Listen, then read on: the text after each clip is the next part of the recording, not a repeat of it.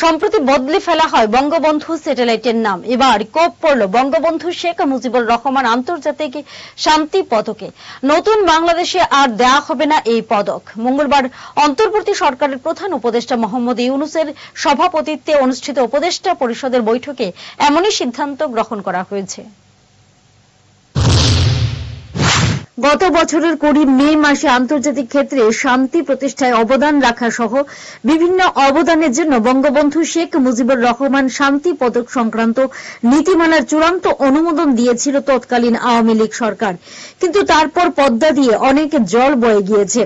ছাত্র জনতার গণঅভ্যুত্থানে 5 আগস্ট পতন ঘটে হাসিনা সরকারের। ওই পুরস্কার এখনো পর্যন্ত দেওয়া হয়নি কাউকে। কিন্তু অনুমোদনের 10 মাসের মাথায় অন্তর্বর্তী সরকার সেটা বাতিল করল। ওই নীতিমালা অনুযায়ী প্রতি 2 বছর পর পর একজন ব্যক্তিকে এই পুরস্কার দেওয়ার পরিকল্পনা ছিল তৎকালীন আওয়ামী লীগ সরকারের। পদকের জন্য মনোনীত ব্যক্তি বা প্রতিষ্ঠানের জন্য নির্ধারণ করা হয়েছিল $1,00,000 এবং 50 গ্রাম ওজনের 18 ক্যারেটের স্বর্ণ পদক ও সনদ।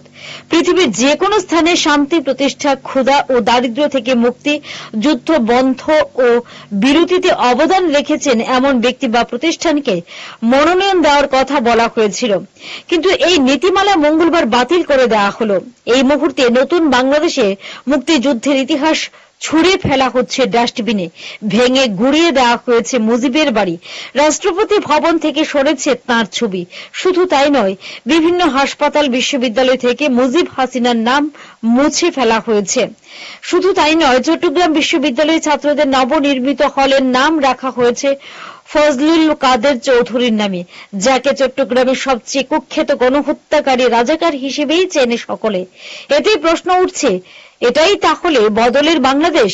যারা রক্ত দিয়ে স্বাধীনতা এনেছেন তাদের নাম মুছে স্থান পাচ্ছে ফজলুলের মতো রাজাকাররা। ইসলামী বাংলাদেশ গড়ার পথেই কি এগুচ্ছে মোহাম্মদ ইউনূসের প্রশাসন? এই নিয়ে প্রতিবাদ জানিয়েছে বিশ্ববিদ্যালয় সংসদ ছাত্র ইউনিয়নের নেতা কর্মীরা। Bureau report, headlines Tripura national.